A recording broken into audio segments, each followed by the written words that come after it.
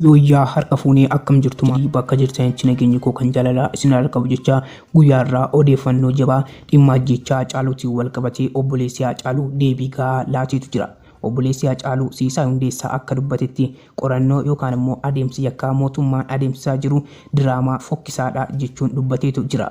Odeeffannoo kanaan wal qabatee abbootiin murtii hanga federaalaatti deebii laatan qabu dhimma kana bal'inaan kanaan isiniif qoodta. Akkasuma dhimma laamirootiin wal qabatee akka gadhiifamtuuf murtoo murtaa irratti abbootiin alangaa deebii kennan qabu dhimma kanaan wal qabatee wantoota jiru mara isin biraan hin gahaa hanga xumuraatti na hordofaa isiniin jedha.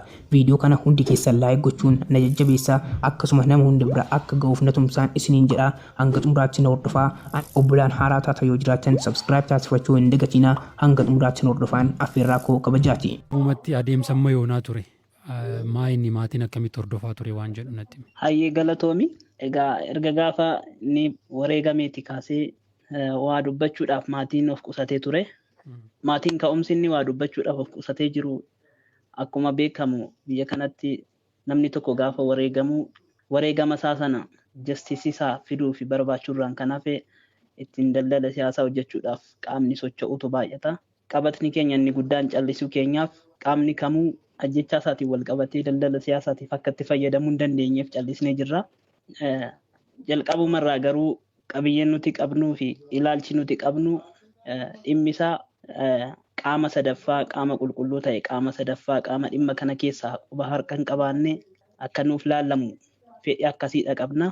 Haa ta'uyyuu malee qaamni biyya bulchuu abbaa alangootaaf jalatti qabuun heddasii miidiyaa irratti babba'ee warreen yakka kana raawwatan harkatti galfanneerraa yakki kun qaama eebeluu jedhamuun raawwatame akkasii maaloo jedhanii akkuma sila yaadatamu yeroo sanatti guyyaatti 2-3 ibsa laachaa turanii kuni wannuma barameedha. Ho'a siyaasaa fi tapha siyaasaati kuni maatiin kana sirriitti hubatee beekaa garuu maaf callisee yoo ta'e ammas irra deebi'ee kan sitti himuu danda'u tapha siyaasaatiif itti fayyadamuu qaamni kamuu akka hin dandeenye jala murree waan nuti amanneefi. Kan biraa ji'a 9 kana keessatti akkam ture yoo naan jette jalqabumarraa naannoo amma mana murtii olaanaa Lidataa kanatti darbuu isaaniitiin dura bakka Araadaa Maddabichiloot naannoo Piyaasaa Giyoorgis jedhamu sanatti jecha isaanii harkaa fudhachaa fi dhiyaasaa turanii yeroo isaan illee achitti dhiyeessan nuti Amboo turre yaa boo'icharraas hin kaane waan ta'eef Amboorraa deddeebi'eetiin naannoo Piyaasaa Araadaa Maddabichiloot jedhamu sana dhaqaa ture. Achillee gaafa damnu ganamaan sa'aatii 11 manaa baheen naannoo sa'aatii 1tti Finfinnee gaheetiin bakka jedhame sana dhaabadhaa. Gaafa naan achi qaqqabu waan akka isaan hin dhiyaannee waan akkasii waan daa'imni waggaa 2-3 hin hubanne waan ishiin fudhataman kennineef kana nurratti raawwachuudhaaf yaadu galchanii dhaddachi jalqabame fa'ii dhaddachiin jalqabamne isaanis hin dhufne nun jedhu dirqamumaan dirqisiifnee dhaddacha gallee carraan ittiin hordofuu dandeenye illee hin jijjira. Waa hedduudha kan dubbachuu danda'amu ji'a 9 kana keessatti wanni maqaa isaatiin deemaa jiru wanna hedduu yoo ta'e illee ammaaf waa'eedhuma qabiyyee mana murtii kanaa haasa'uudha barbaada jechuudha. Hayyee tole. Itti deebina waan qabiyyee mana murtii naasofna amma tokko kan naaf kaaftee dhimma kana qaamni sadaffaa qaamni walaba ta'e akka ilaalu maatiin hin barbaada. Kanaan jette kana qaamni mootummaa itti dhiyeessitan jira qaamni mootummaa itti himtan jira. Qaamni mootummaa kana itti himnu miti fakkeenyaaf ani guyyaa ajjechaa sanaan mana hidhaan ture. Halkan sana mana hidhaana bulchanii edda ajjechaa isaa dhaga'ee bakka Labuustar jedhamuuti gara reeffa qorannaa hospitaala Phaawulositti gaafa geessan ani makiinaa kiyyaattiin fayyadamu kaafadhee gaafa Phaawulositti imalaa jiru naannoo Meeksikoo addabaabayitti qabanii to'annaa jala oorte ta'edhanii bakkee mucayyoon shinfaana qabamtee hidhaa jirtu sana maakalaawii lafa jedhamutti achitti bulee ganama sa'aatii 12 na baasanii eddasii garuu gaaffii malee na gadhiisanii eddasii akkamitti dhageessee akkam ture maaloodha jedhanii jechalleen harkaan fuune bira darbanii haadha warraasaa anatu dura dhagahee dhaqee laalee manatti ol deebi'ee ishee fidee bakka inni boqotee jiru hospitaala Labuustar jedhamutti geessee ishee garuu 4-3 ta'aniitu gaaffiidhaan jarjarsanii qabanii ishee gaafachaa turanii anaan qaamni na gaafatees hin jiru anaan qabanii hidhuu malee qaamni anaan isaa dhageesse akkam ture maaloodha jedhee na gaafate hin jiru. Sana booda tasgabbiitti deebi'uudhaaf erga yaale namallee mariisiseera. Abokaatoo mataa keenya dhaabbanneetu falmachuu barbaadna. Abbaan alangaa mootummaadhaan nu dhaabatu nuuf barbaachisaa miti. Firri isaa homtuu hin jiru biyya kana keessatti. Inni dhugaa isaatiif wareegame malee dhaabaaf miti kan wareegame. Dhaaba siyaasaa tokkoof miti. Isaafis dhaabni mormutis taate qaamni inni mootummaadha ofiin jedhu kunis fira miti. Ejjennoon akka maatiitti jiru kana. Ejjennoon maatii kanaa fi kana qofa. Qaamni inni mormituudha. Uummata Oromoo fan hojjedha jedhus qaamni mootummaadha jedhee of waamu kunis isaaf fira miti. Kan ammoo evidensii tokkoon maqaa namaa dha'uun yoo barbaachise maqaa namaa dha'ee siif himuu danda'a. Kana dura olola otoo inni lubbuun jiru irratti deemamaa ture. Eenyu akka irratti bobbaasaa ture. Kun kanaan osoo jiru gaaffii keetti gaafan deebi'u yaaltanittuu gaafachuuf yaaltanittu siin jennaan nama seera beeku. Mariisiseera nama looyerii ta'e.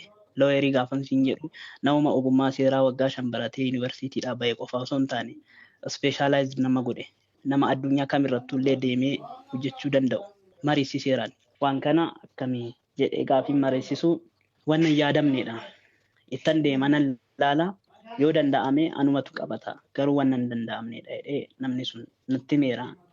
Akka evidensiitti immoo kan inni ibsuu danda'u namoota ajjechaa sana jalqabuma sanarraa qabanii qorachaa turan illee irraa kaafame namoota haaraatti miishiniin kun kan kenname akka qorannoo yakkaa kana qabatan inkaan qaama nu filannee qaamni kun nuufaa qabatu jechuu dhiisiiti qaamuma durayyuu ajjechaa kana dhaqee bakka sanatti qorannoo taasisaa ture kanarraayyuu miishiniin kun fudhatamee qaama biraatu miishinii kana gaggeessaa ture. Kana maaf jetta yoo naan jette uummanni siviilii ta'ee akkasitti waa'ee isaa miidiyaadhaan dhaga'u kunillee gaafa ishiin bilisa jedhamtee baatu kana dhaga'e malee mucayyoon kan bilisa jedhamtee inni ajjeefamee bariitu isaatti. Akkami yoo naan jette abbaan alangaanni obbo Fiqaaduu Tsaggaa namni jedhamu bariitu isaa ibsa kenneeraan YouTube irratti ilaalee yeroo sanaan gaddarran jira waan ta'eef ilaalee ልጅቷን መክሰስ ብዙም አዋጭ አይደለም እሷ የምታውቀውን ነገራን አለ jedhanii bilisa ishii baasaniiru bariitu isaatti.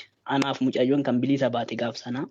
Kanaaf gaafsanarraallee kaafnee nuti fedhii qaama biyya bulchuun akka dhaddachisaa ilaalamu akka wanti isaa ilaalamu maatiin guutuun fedhii akkasii hin qabu. Warra dhimma kan harkaa qaba wajjin maatiin hariiroo akkamii qabu? Sin dubbisuu adeemsa waan qormaata irra gahan sinitti himuu maa inni hariiroon sin gidduu jiru? Achumaan immoo fedhii keessan kana quba qabu akka qaama walabaan akka ilaalamu quba qabu warri garee abbaa alangaa.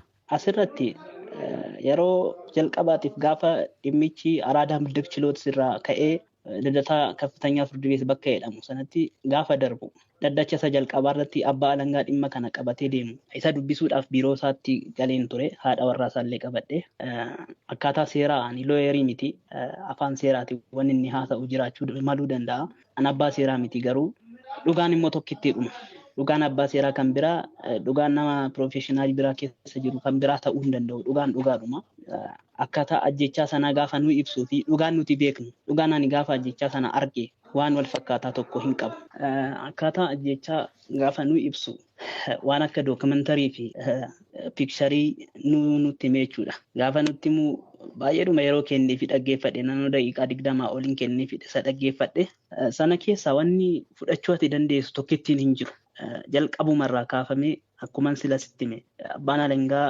suni isaan maksas waagaa yeloon gaafa jedhee dubbate irraa kaasee I think July 1 or 2 2020 jechuudha ibsa namichi sun kennirraa kaasee deemee mucayyoodhuma kana bilisa baasuudhaaf hojii hojjetamaa turedha. Kanaaf isa gaafa naasofsiisu diraamaa daa'imti waggaa 5 illee hamanuu hin dandeenye nutti himee nu amansiisuu gaafa yaalu fedhii keenyatti agarsiifneerra.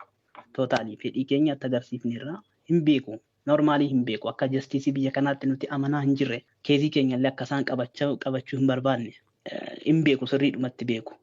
Garuu qaamni oliyyannoon akkasitti dhiyaatus akkaataa adeemsa hojii biyya kanaatiin hin jiru. Ani sammayoonaan arganne akkan siin jedhe nama looyerii ta'ee professionaalii looyer nama ta'ee mariisiseera. Gaafa mariisisu akkuman siin jedhe nama sadaffaa galchinee qabsiisuu miti yakka qorannaa yakkaallee namoota isaan barbaadanitti akka kennan. For example ani waa'ee bilbila isaa gaafadheera. Bilbila lama fayyadama. Bilbilli isaa inni daataa guutuuf harkaa qabu ni sirriitti namoota faana wal quunnamu fudhatamee isaan harka jira. Moobaayiliin immoo normaalii akka riizarviitti fayyadamu makiinaadhuma keessatti ture. Makiinaa isaa keessaa birrii 480tu jira moobaayilii sana wajjin. meeshaan jira. Namni parpazilii yoo ta'e malee bilbila sana qofa fuudhee mi'oota amma kanaa achi keessatti dhiisee hin deemu. Gaafa egzibiitii irraa nu kennan qarshii 480 kaashiidhuma. Cheekillee miti kaashii nutti deebisan bilbila saasa tokko pilaas shugguxii meeshaa maap jedhamuu fi moobaayilii isa daataa ofirraa qabu sana namoota faana hedduu qunnamaa ture. Isa qofaatu nuun deebifamne bilbilli isaa fudhatamuunsaa innis ergama biraa qaba. Kanaaf qaamni nuti akka qaama sadaffaa ta'e nuuf ilaalamu gaafachuu dandeenyu hin jiru. Karaan isaa cufaadha. Karaa isaa garuu ammas itti yaadaadhuma jirra. Karaan isaa immoo maalidha gaafa jennee yaadnu callisuu ji'a 9 booda dirqama miidiyaatti baanee dubbachuun dirqama waan ta'eef kana gaafa goonu garuu qaama kamuu akka siyaasaaf itti fayyadamu eeyyamuudhaaf miti. Fedhii akkasiis hin qabnu inni dhugaa isaatiif wareegame malee qaama siyaasaa kamiifuu miti. Haa ta'u amma gaafa naaf kaastu haqan arganna jettanii akkasiin yaannee waan akkana kanaa naa tuttuqxe. Maaliif kan haalatti amma mana murtii deemaa jirurraa haqi Haacaaluu hin argamu jettanii kan abdii kutattaniif? Kuni gaaffii baay'ee bareedaadha beektaa. Akkuma sitti misan Julaayituu gaafuma sana bariitu isaati namoota akkas jedhaman ergama akkasirraa fudhatan qaama akkasii qaama maaloo jedhanii maqaadhaanii waanuma qopheessanii wanni ta'an himatanii mucayyoo kana himachuun badaan hin barbaachisu ishee waan na beektu nutti himteetti jedhanii gaafuma ishii bilisa baasan qaama aniifati dhiisi waa'ee Haacaaluu jechuun public figure inni jechuun kan uummataati. Aniifati konkolaataa tokko keessatti taane namni rasaasaan ana rukutee deemee ati konkolaataa sana keessatti ana wajjin reeffa kiyya wajjin qabamte ko akka tasaatti akkasitti ragaan si hin ba'amu. Nama public figure ta'e tokko dhiisi namuma idilee tokko wajjin teessee namni sun miidhama tokko irra gahee ati nagaa taate namni nama ajjeesuuf dhufe ko ragaa ofitti gatee hin deemu. Kun jechuun faana gatee deeme. Faana jechuun immoo mucayyoo kana qaamni dhufee isatti dhukaase akkuma jedhan dhuka'eeratti dhuka'ee ajjeefame yoo ta'e qaamni dhufee ishii dhiisee deemu hin jiru. Akka jalqabaatti kaniin ati jala mureessitti mu bakki inni itti argame san bakki itti ajjeefame miti. Bakka biraatti ajjeefame ishii bilisa baasuudhaafis carraaqameera. Akkatuma carraaqameen bilisa baasaniiru.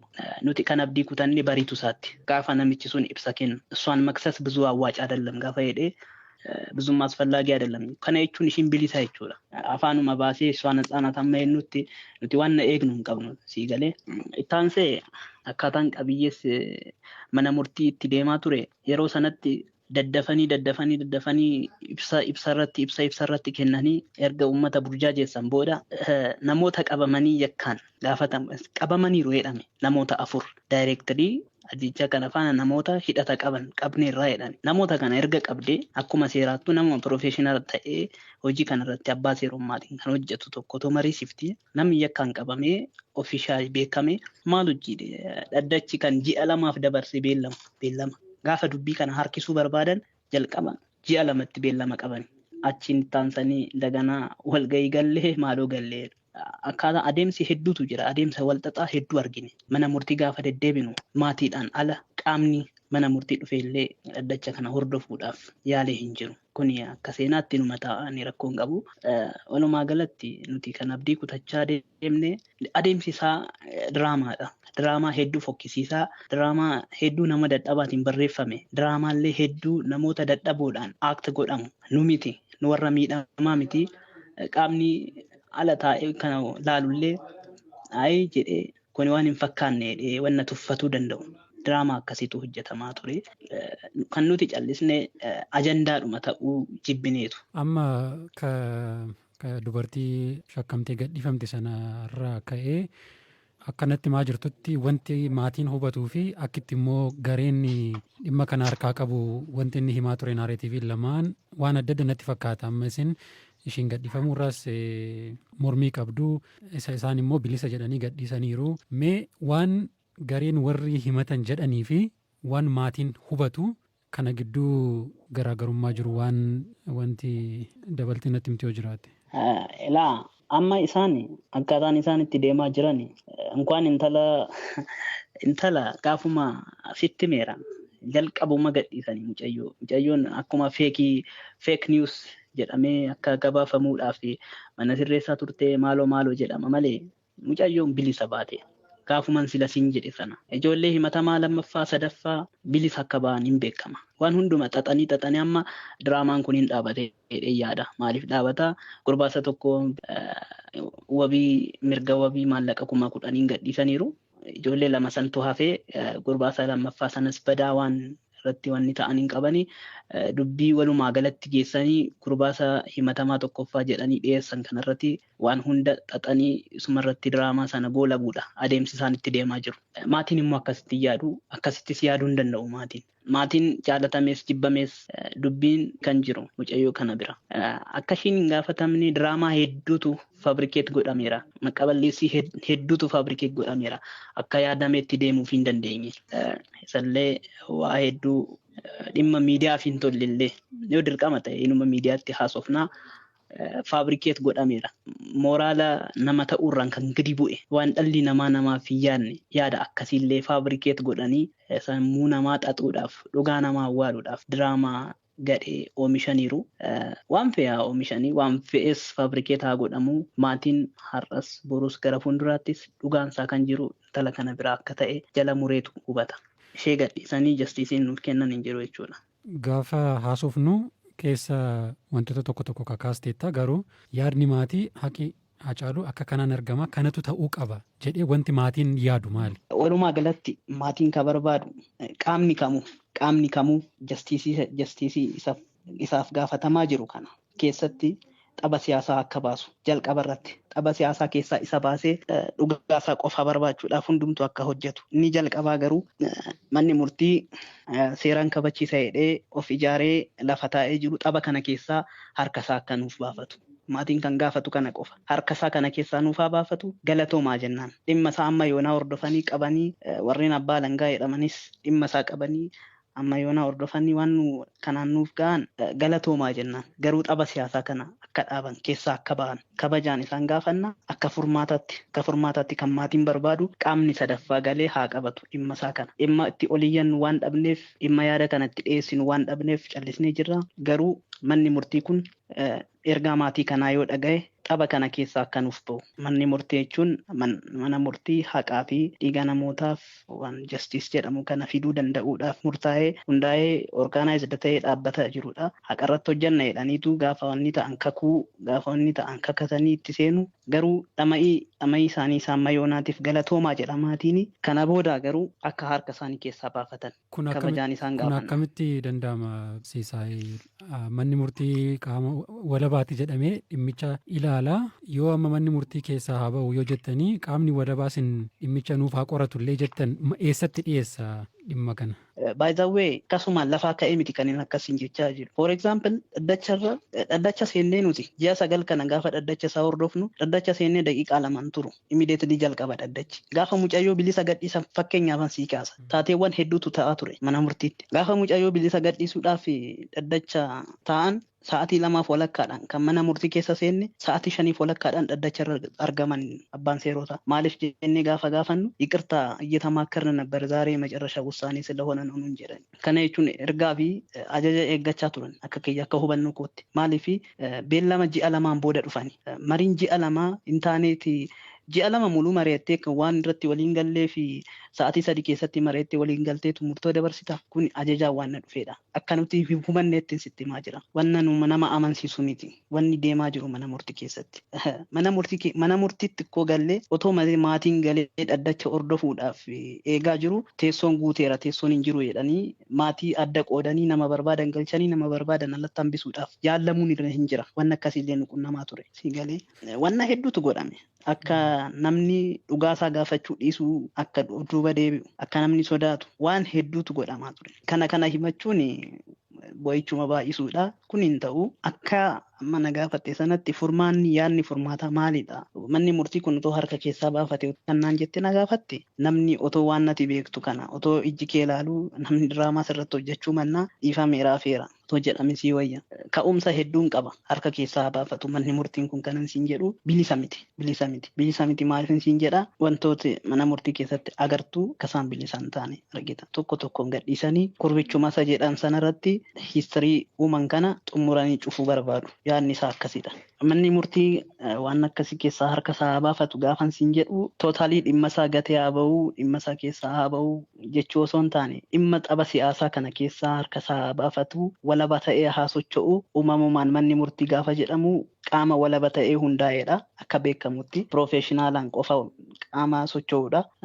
Dhugaarratti hundaa'ee nama dhugaansaa dabe dhugaa sirreessuudha. Kanaaf dhimmi isaa qaama walaba ta'een qoratamee hundumtu yakki tokko tokkoon isaa qoratamee qaama sadaffaatiin erga dhimmi kun qoratamee akka haaraatti waan hundi gadi fageenyaan shakkamtoonni isa faan tuqaa qabatan illee akka haaraatti bakka jiran lafa jiranii qabamanii qaamota dhimmi kun ilaallatu hunda sakatta'ee qaamni sadaffaan kun qoratee dhimma kana mana murtii walaba jedhamee dhaddachi qobaatti qabamee fi akka dhimmi isaa ilaalamuufi malee manni murtii gonkumaa ba'uus hin jedhamu garuu xaba siyaasaa keessaa harka isaa haa baafatu. Warroota yakka kana qoranni irra jedhanii karaa isaan ajajanii fi karaa isaan ergaatti kennan kana murteetti kennee dabarsuu qofa hin ta'in hojiin isaa akkasiin dhugaan hin ba'u isas balleessanii dhugaa isaas balleessuun hin danda'amu. Hin ta'u bakka maaf hin ta'u yoo ta'e mucaan Hacaaluudha hin ta'u dogongoreera qaamni kana raawwate dogongoruu qofa osoo hin taane qaamumatu socho'a malee lubbuudhaan hin jiru itti fakkaate. Kanaaf yaadni maatii walumaa galatti adeemsa kanaan dhugaansaa hin ba'a jedhee hin yaadu dhugaansaa immoo intala bira qabnu gadhiisaniiru ji'a 9 guutuu kan dhama'amaa ture ishii bilisa baasuudhaaf. Kanaaf mana murtii ishii bilisaan gadhiiserraa jastiisiin nuti eegnu hin jiru adeemsa seeraa miti adeemsuma jireenyuma namoota namaa dhala namaa keessattuu waan akkasiin jiru. Namni bukkeedha namni ajjeefamee maksas waagaa yeellawum jedhamee bariitu isaatti ragaan bahamuu ishiidhaaf ragaan bahamuu jechuun ishiin qaama keenya rakkoo hin qabu jechuudha. Yookiin ishiidhaaf waadaan galameera jechuudha. Akkasiidha amma wanti of duuba dhoksinee inni taanu hin jiru. Kana booda wanni jiraachuudhaafis nuti hawwinee wanna baay'ee uummanni biyya kanaas manni inni wareegameefis kunis akka hubatuu barbaadu maatiin sodaateetu maatiin maaloo ta'eetu odoo akkasii ofittuu hin himin uummanni isa jaalatu uummanni dhugaadhaan isa jaalatu maatiin kana booda waan inni dhabuu danda'u hin jiru qaamni sodaatu sodaa isaa ofumatti himu sodaa nutti hin himina nuti sodaa keessan guddannee ishii kana uummatatti naa dabarsi nu waan ni sodaannee of duuba jenne hin jiru pilaas gara fuulduraatti illee waan ni sodaannee of duuba jennu hin jiru maaliif addunyaa irratti wanna qabnu dhabneerra nuti namni dhugaasaa dhabee wanna biraa yaaduudhaaf hin danda'u waa'ee sodaa waa'ee maaloo nuti kan callisnee qabanni keessan maalinni ji'a 9 callistanii amma yoonaa eessa jirtu yoo ta'e irra deddeebi'ee kan sitti himuu danda'u waa'ee isaa gaafa kaastu sensitive issue qaamni barbaade siyaasa mataa isaatiif olii gadi harkisuu barbaada waan ta'eef ammas kana gaafan siin jedhu qaamni kamuu isaaf fira miti jaalattoota aartii fi jaalattoota dinqisiifattoota onnee isaatiin ala qaamni inni mormituudha ofiin jedhus qaamni inni mootummaadha ofiin jedhus isaaf fira miti bakka inni dhugaa isaatiif wareegame malee wanna biraa miti dhugaa isaa immoo kan barbaadnu siyaasa abbaa tokko irraa fuunee siyaasa abbaa tokkotti dhoobnee miti dhugaan isaa qobaatti kanaan uummanni isa jaalatu akka hubatuun barbaada jechuudha. Tole yoo tarii wanti hafee toon kana waan jettu jiraate. Galatoomi jaalattoonni isaa hedduutu jira maaliif namoonni dhufanii dhaddacha isaa ordofuu akka didan naaf hin galle hiriyoota isaa dabalatee namni maatiidhaan ala bakka sanatti argamee beeku nama Ingiluu Cimsaa jedhamudha. Kanaan achi namoonni maaf akka dhaddacha sanarratti argamuu hin dandeenye naaf hin galle maybe justicein hin argamuun achi dhaquun keenya faayidaa qaba hin qabuun wanna biraadha. Garuu dhufaniitu mallee akkamitti fakkeenyaaf hiriyoonni isaa wanna tokko sii kaasuu nan barbaada. Yeroo lubbuu isaa amaaruudha dhigalaan sagantaa tokko irratti rasaasaan rukutamee jedhame sana awwaaluudhaaf reeffallee otoo hin qorachiisiin bakka ajjeefame sana kaasanii awwaaluudhaaf gaafa deeman achi fuudheetu dirqamsiisee poolisii naannoo sanaa dirqamsiisee fideetu ofuma isaatiif Hacaaluun Paawuloositti xiyyitii keessaa baasisee xiyyitii suura kaafateetu poolisiitti kenne kaataa sanaan namni isatti dhukaasee ajjeese sun qabamee itti murtaa'e inni akkas ture egaa normaaliyaan isa namoota wajjin isa madaalchisaan jiru dhiifama naa godhan isa eenyu afaan illee isa madaalchisuun barbaadu maaliif argeetaniin dhabe anaaf akka obboleessaatti osoo hin taane akka nama tokkoottuu jenereeshinii hedduu keessatti jenereeshinii miti jaarraa keessatti nama akka tasaatti argamudha. Kana dhugaasaa namni hunduun beeka. Garuu amma danda'ame namni sanan jaaladha jedhu otoo yeroonni daddachirra yakkamtoonni jedhaman sun dhiyaatan otoo dhufanii haala jiru sana laalanii waan nama dubbachaa jiru kana hubachuu danda'u jedhee waan yaaduu fi komachuudhaaf miti. Komiidhaan akka hin hubanne namni qaamni nuti komannu yoo jiraate qaamuma dhugaasaa awwaaluudhaaf deemu kana malee qaama biraa waan nuti komachuu dandeenyu hin qabnu. Galatoomaan jedha BBC Afaan Oromoo.